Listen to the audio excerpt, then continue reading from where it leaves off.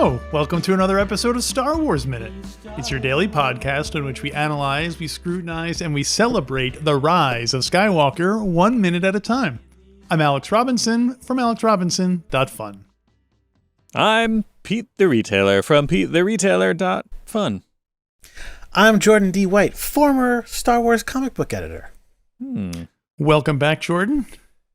Thank you for having me. We are talking about minute 53 today. Minute 53. Thought we'd mix things up. Minute 53 starts off with Finn admitting that it might be over. Poe admitting that it might be over. Oh, okay. And it ends a minute later with Dio rolling rings around BB-8. But before we get to the minute, we have to, of course, address the match game that was proposed yesterday. Sure. The minute ended with Poe saying he couldn't just walk away, not till blank. Not until it's blank. Not until it's blank? Not until it's blank. Uh-oh. Oh, I said not till blank. Well, not until. Okay, we can do it from there. It doesn't matter. Mine works better with an it's. I'll add an it's to my. All right. Until it's. Because he can't leave this war, not until it's. Right. So right. I'll go first. I wrote not until it's available on Blu-ray and digital. Oh, that's fine. Throwback. I said not until its 18th birthday. Oh. Which is very sad. That's, Poe, he feels a guardianship for this war. He's got to, he can't just leave it out there on its own. Well, my answer is till it's Tuesday. Oh, originally it was till Tuesday. Keep it down now. No matches today, unfortunately, but hopefully the listeners at home did better. Let us know in the comments below if any of these matched your prediction. Please. Anything else for minute 53? No, that's it. I think. Okay. I had a big. I don't want to call it a bone to pick. I have a quibble. Pick your bone. Well, Poe is talking about how things have gone. And he says we sent out a call to everybody and nobody showed up at the Battle of Crate. And he says at the Battle of Crate. And I was like, didn't that just happen? Like, why does that have like an official name of like at the Battle of Crate? Like, what would everybody be like? Oh yes, at the Battle of Crate, that thing that just happened. Like, yes, I'm aware. Like, that's a good point. It seems like it's like it's huffing the mythology a little bit here. Yeah, in a world where it has a name that he could say to a person who wasn't there and they would know what he was talking about, then it kind of did its job. Like they did know about it. Like it made a big impact. The world, I mean, the galaxy knows about it. If you would have just said on Crate or something like that, but it says at the Battle of Crate, makes me think like, I mean, that literally, like I can't think of any modern equivalent. Like what anything that would be that so kind of important culturally, so much like notable that like within. I'm trying to think of an example that's not a tragic one that will bum everyone out by me bringing it up on the podcast. Yeah, that's what I'm like. How long did it take us to call 9/11 9/11? Like something like that, where it's just like, oh yeah, right. I mean, it really wasn't that much of a battle, really. Like well. So not according to Poe it was, you know what I mean? Like the Battle of Crate where we fought valiantly, and they're like, oh, you mean the Crate massacre? That's what we all call it. Not that many of them died, right? No. It didn't go well overall. Like they had to run away. On some level, how does anybody know about it? It's not the kind of thing the First Order would be like, hey guys, check out what happened. Like that's not a propaganda film they're going to run. Right. Is the Resistance putting out propaganda? Are they putting out stuff? Maybe they were live streaming it. They have to. I mean, that seems like it would be. That's such a key part is getting your point of view out there and trying to rally people to your cause. So, I feel like they must have some kind of publicity arm. Someone in the government or anyway. Well, this is raising a whole nother bunch of questions that. Before I get to that, though, I want to say. When she says no one, we put out the call and no one came.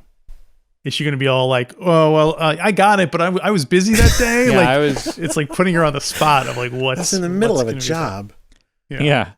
Oh, I wasn't by my phone when you. Yeah. But, I had a so stomach- speaking of which, I just had to look up to see what you guys probably both already knew this, but the events of Rise of Skywalker is set 1 year after The Last Jedi. Yeah. So it's only been a year. Yeah. Since And somewhere in that year is all the stuff that happens at the theme park. right. You have to fit all that in, see how that factors. But you don't have to fit the stuff that happens at the on the cruise ship anymore. The Galactic Star Cruiser. I disagree. I assume it's still canon whether or not you can go to it in the same way that all the Clone Wars episodes were canon even before they were finished producing them. They were like, yeah, the scripts exist. We haven't made them yet, but they count.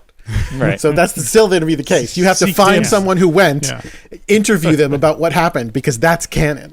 Dibs on this whole area of canon. All right, so Jordan, I'm sorry I cut you off before because I wanted to do my joke about Zorii Bliss, but you were talking about how the So about the propaganda, like they must have. I know in the Poe Dameron comic book we actually had a former reporter. I forget what her name was, but she was kind of like a lizard snake lady. And that was part of the thing, is she was like reporting about them, but we don't ever get to see that in the films at all. I mean, again, Andor probably comes the closest, but I don't remember seeing like news reports necessarily. Well, like, I also see don't word spreading. I don't understand what is going on. I don't understand what is going on in the galaxy. I mean, I literally don't understand. So those Dead clowns Space. on Coruscant, huh? So we saw the First Order blow up Hosnian Prime, and basically, do we assume they took over? Are they destabilized the? So who is fighting against them other than the Resistance? After after destruction of Hosnian Prime, just the Resistance. So why do they need 1,000 Star Destroyers if they can't? Like they could totally take over the entire galaxy already. Because if they just walk into, there's a difference between like, okay, nobody's in charge of you right now. And there's a difference between like, okay, I took out the government and I'm coming to your house to instill my own personal brand of despotic government on you personally. You know what I mean? So I'm coming they're to fighting. Your town. So they're fighting back. Who? The people who are on the planets when the First Order shows up are people like, we gotta fight those people. They would. They're not fighting. So here's the answer. They're not going to fight until no. they show up on their lawn, basically, in their house. But then they start fighting. They would, but they're not yet. Wait, hold on. Because honestly, this is a thing that, again, the first time I saw it, I was like, come on. Spoilers for the end of the movie. Like, everybody shows up, right? And it was like, why? What made them show up? What changed from the previous film when they called everybody and they said no to now when they call everybody and they say, yeah, actually, yes. And as Pete's... I feel like we're talking about the prequels where it's like it makes sense if you do the math yourself and then you go like, okay, actually it works. It's sort of the same in this way, where it's like, yeah, at the end of the second film, the government has been blown up. Washington, D.C. has been blown up, but no one has invaded the United States. Like, there are people who are on the borders now. Maybe. It's a year later now, and they're starting to do it, but they don't have... They're starting to do it? Listen, man. No. They haven't done anything yet. They just destabilized the thing. Disorder. Slow burn plan. They still have their places. Like, there are parts of the galaxy that they do control, and they are in control of those, and they were in control of them before, and they're starting to like encroach on things. But yes, they are going to go. I mean, don't forget, they blew up Hosnian Prime, but then the Resistance blew up their base, which is a big blow back to them. So probably a bunch of the galaxies going, I'm not going to get involved. Like, this is not going to affect me. Like, let's see what happens. And in this movie is when they are going, actually, we have 1,000 ships, each of which can blow up a planet. So and they're coming to your house. Why would them blowing up Hosnian Prime? Why wouldn't that get people to be like, hey, we got to fight back? Because they're scared. Listen, it doesn't make a... Yeah, because they're scared. That's the only reason, I think. The visual dictionary here mentions that the galaxy is currently ravaged by war. Mm-hmm. And to me, that makes it sound like people are fighting back. If it's just the first period order, of civil war. Is that what you're saying? No, listen, you're right. You're right. This is a place where the math doesn't 100% add up. The figures that we're being presented with, they're sitting there saying at the end of the last movie, as far as we can tell, the resistance is down to like 8 people. And so already the fact that we're at like 100 people now is like, whoa, where did all these people come from? Amazing. But they still are sitting there going, we're alone. No one wants to help us, except then why hasn't the First Order 100% won? Like, who are they fighting? What war is happening if the resistance is the only why is Kylo Ren doing all this? To rule the galaxy in the way that Darth Vader never got to. Yeah. Okay. This is fulfilling his. Yeah. All right. See what I can do, his Granddad? father's prophecy, or well, not prophecy, but legacy. Grandfather. I mean, I think, if right now, granted, it's right now, they blew up the White House. Oh boy. and knocked out the government. I think, and then didn't just swoop right in and take over. Like if the First Order came here, they blew up the White House. They don't immediately just come in and take over. They just blow up the White House, and then, they let us, like, we would all be fighting with one another after a short amount of time. There would be a brief period of like, we got to get them back. And then it would be like, hey, wait, you shut up. Like, we would all be fighting amongst each other. There would be discord between the different states and how they approach things. Yeah. And that then, once we were all at each other's throats, would be the perfect time to swoop in and take over and invade individually. Because we wouldn't have each other's backs. And so that, I'm laying out exactly how to take over the United States here for anybody. It's easy. Sorry. Well, it's easy. Yeah. I mean, I could see what you mean. We are a very divided nation right now, but like, we did have an attack on our soil, and we didn't just go, we went to war with a totally different country. we were so mad at it. We just went and I'm just going to fight this guy over here. So I feel like something will be going on. Also, but then after that, then post that, things have changed too. So I don't know what this is turning too much into a modern politics angle. But it is different to an attack on our country and an attack that completely takes out our leadership.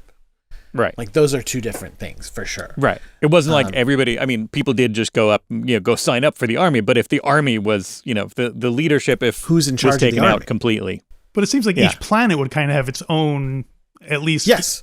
And they probably are. That's what I'm saying. They're muddling together. They're on their own. They're going like, we're going to focus on us. We got to get our stuff straight. Yeah. You're getting the real reason it's because they need them to be totally alone so that the thing pays off at the end. And they're like, oh, we thought we were. It's kind of like needlessly making it even like increasing it's like stakes raising for the sake of stakes raising. Like it's more dramatic if they come back from being a group of 6 people who then now suddenly have the whole galaxy on the. But which is again is funny because they were like literally 6 people in the last movie, and they're not that now. So they're going like it's still really bad, even though they have to kind of hide the fact that it's actually a little bit better than it was. But don't worry about that. and I mean, this is another one of those things that I feel like. Well, maybe this is just me projecting, but I feel like it's a thing that they kind of dropped from Last Jedi, in that Luke made that amazing like heroic sacrifice, and I feel like it would be so good for that to be this inspiring thing, because I mean that was part of it, right? He was going, I have to be the legend Luke Skywalker, right? And so and we get the kid with the mop Jedi kid, and so I want that to be part of what gets people back on their side, not just Lando going, hey everybody, it's me, Lando, come on and help. And so it bums me out that doesn't even get like referenced at all. I mean, it's also a little bit like, when not to bring it too much, not to put too much of a real world politics spin on it, but like, like the woman who was a leader called out to everybody, and everybody's like, I'm busy. And then the guy is just like, hey, we need to really do this thing. Everybody's like, oh, okay, he knows what he's doing.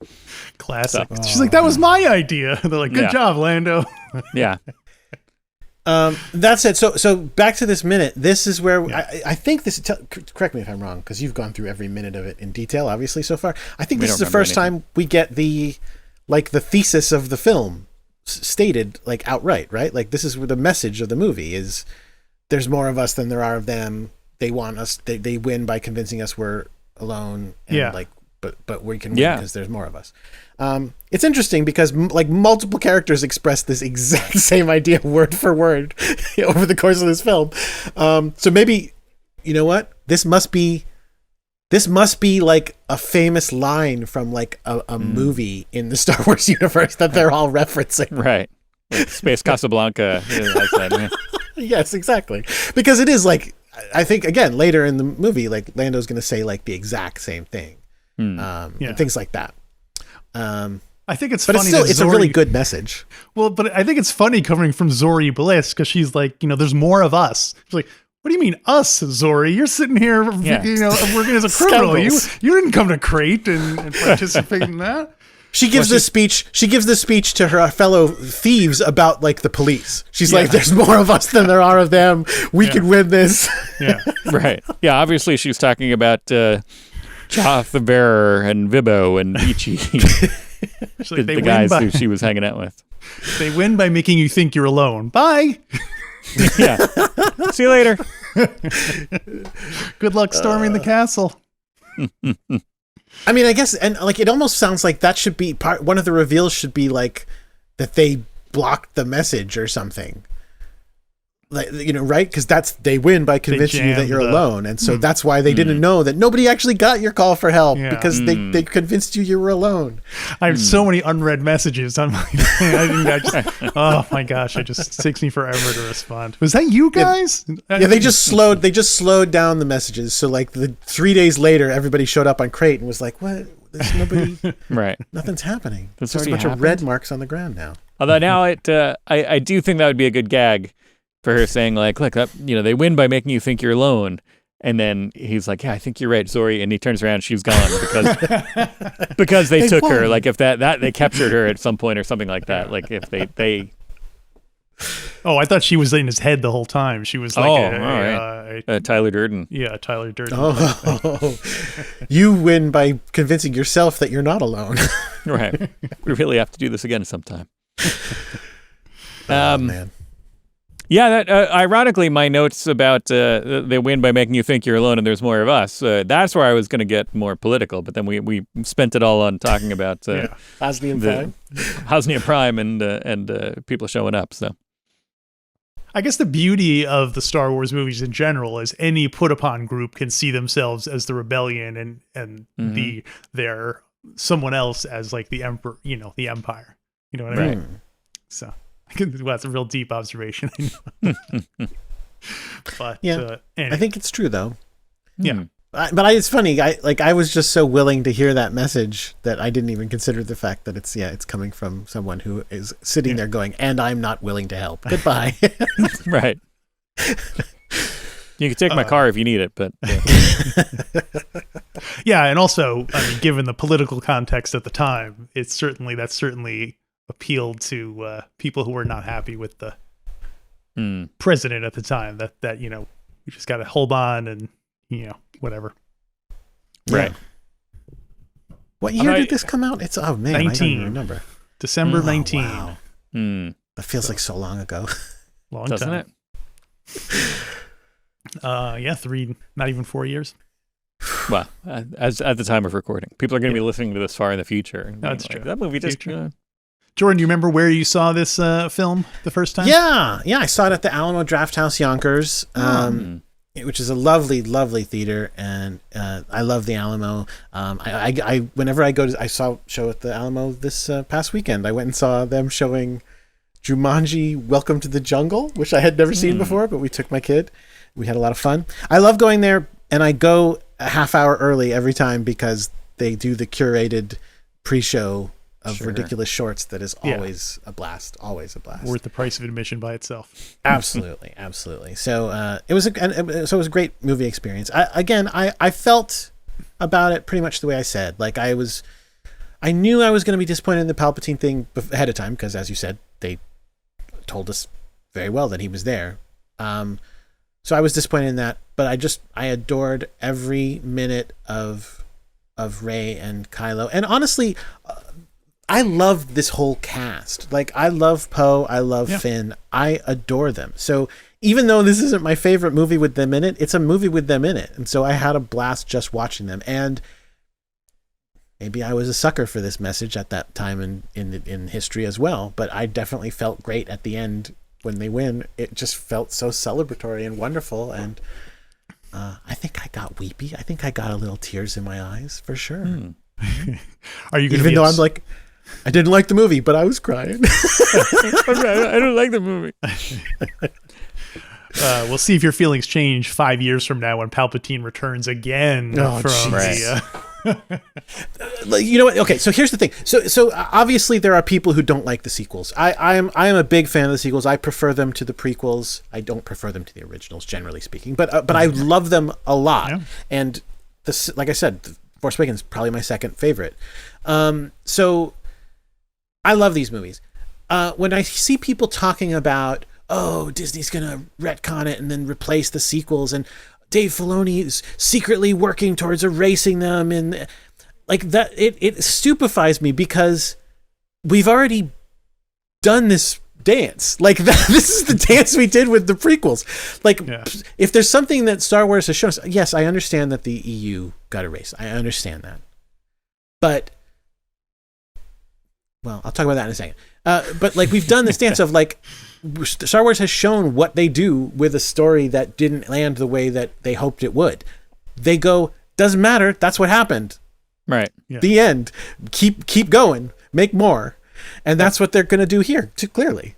I mean, I feel, I've said before, I think that the prequels work best as references in other media, essentially. So same thing. It's just like, okay, like, the actual movie itself, the execution of it might not be my favorite, but like I still like that stuff happened, and it's part of the tapestry of what I'm enjoying about Star Wars. So like, I might not want to watch Attack of the Clones, but when you make a reference to Count Dooku, I like that. Like, you know, that's that kind of a thing.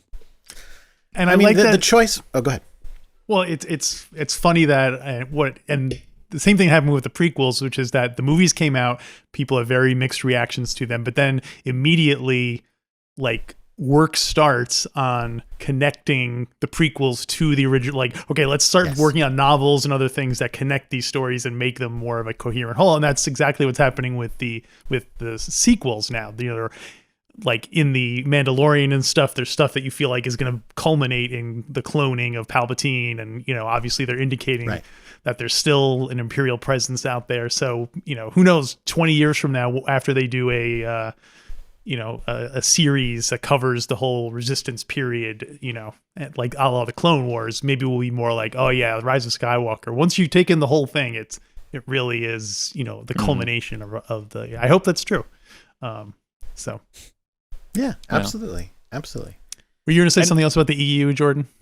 Oh yeah, well, I mean, yeah, I totally get people being upset about that, and yes, they did erase that, but it's a very different thing in that A, they did it to because they didn't want to be shackled down to it, but B, even when it existed, there was always a hierarchy of media in Star Wars. It was like the movies are the real thing, and then like shows that George Lucas worked on, like for real, and then like other stuff, and there I think there literally was like a document that was like, here is the actual hierarchy. If a book and a role-playing game conflict, like here's which one is right. Like that's how that worked. And so the same could still be said for the current other media, I think. Like we did a comic about Kanan very early on that I worked on, and you know who that is now. Right? I do. Well, he has a cameo later in this film. But when they did what's it called, Bad Batch, the first episode of that seems to contradict what we did in that. And obviously when we did that, there was the whole thing of everything is canon. This all totally counts. And you can kind of like squint your eyes and go, yeah, like maybe kind of, if you think it's one of them shows it a little bit wrong and one of them shows it a little bit wrong, there's the truth is in the middle, maybe it can work, but it kind of contradicts it, right? That's going to happen because when they're making a TV show or a movie, they're not going to want to be like, oh, they did something with that in a comic book once, oh well, I guess we're out of luck. Like there's nothing that we can do. Like it's like, no, way more people are going to see this show than the comic book. I get it. Hopefully they won't literally erase it from existence, and they didn't. It just is a little rough edges now. Well, and as far as you would know better than I do, but I think the understanding with the thing is that like it's not erased. It's just it's not set in stone. So like anything that goes back and the old EU stuff, included, is like, all right, it's there. If nothing contradicts that right now, that's still, you're still welcome to believe that. And then, we're going to progress from there. Although while we're on the subject, you mentioned it earlier, the Poe Dameron comic. I highly recommend everybody go buy Poe Dameron #1, I believe it is. First appearance of everybody's favorite character, Pete d'Italia.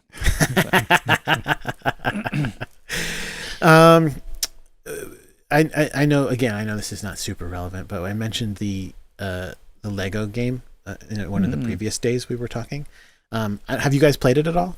Mm-mm. No, I'm still, I would love to, but we are having so much fun playing Lego Marvel Superheroes 2 that we have not yet moved on to the Star Wars one. So, well, the Star Wars one is incredible. As you can guess from how Lego games work, like every character that has ever been on the screen for 1 second is available to get and play as, including my go-to character when I play pretty much all the time is Evil Ray. Oh, nice. Evil Ray, fully playable character with dialogue. They recorded dialogue for this. Like, not every character has custom dialogue. She does. Wow. Nice. And it's Daisy Ridley, I assume? No, of course it's not. No, they have someone probably whoever did the holiday special and stuff probably, that. Probably. Yeah. I thought we were at the point where Star Wars actors were required to do their voices in other media. Too expensive still. Too expensive. Yeah. I think only Anthony Daniels. Well, they got Oscar Isaacs was on Resistance, right? Didn't he do his Poe's voice on Resistance? Yes. So you're right. Sometimes to make a splash, they will do like let's do the splurge. Let's get the person. Okay. But he doesn't do the Lego ones. Right. Okay. I don't think anybody is in. Well, no, that's not true. In the Lego ones, Anthony Daniels, I believe, Billy D. Williams. Oh. And oh my gosh, I've just forgotten Rose's real name, but I'm pretty sure she did it as well. Kelly Marie Tran. Kelly Marie Tran. Yep. Everybody else was, as far as I can recall, impressions, and usually pretty good ones. The only one that I'm not a fan of, no offense if you're listening, is the person who does Kylo's voice. Doesn't really sound very much like Kylo to me. But everybody else does a pretty good job. All right. Well, I guess based on the Lego tangent, but based on the ridiculous depth of characters we've unlocked in Lego Marvel Superheroes 2, I would love to apply that to Star Wars. I think the last time we played, we unlocked Aunt May and Squirrel Girl, and so it's like, all right, amazing. I want to do that in Star Wars land soon, but we'll play through this first. Speaking of Legos too, and speaking back to the minute, I moved my book so you can see my Lego Dio back here just a tiny bit. Oh, look at that. Lego Dio. He gets a little showcase in the minute. Squeaky wheel. Speaking of scenes that don't seem to affect anything or be super relevant. Well, we learned that Rey is nice to robots, so that's a valuable. Did we not know that? That's the first thing. Characterization. There was definitely a moment. I can't remember when in the movie, but there's definitely a moment where she sees BB-8 and like goes up to him, and I feel like she checks his antennas, like, which I think is a lovely little detail, like that she had to fix his antenna that first time they met, and now she's like, let me check your antennas. It again. You're good. You're good. Okay. Yeah. Probably when he got hit by that tree and suffered severe damage towards the beginning of the film. Might have been. That really made Poe angry. It did. You don't want to. That was his buddy. Yeah.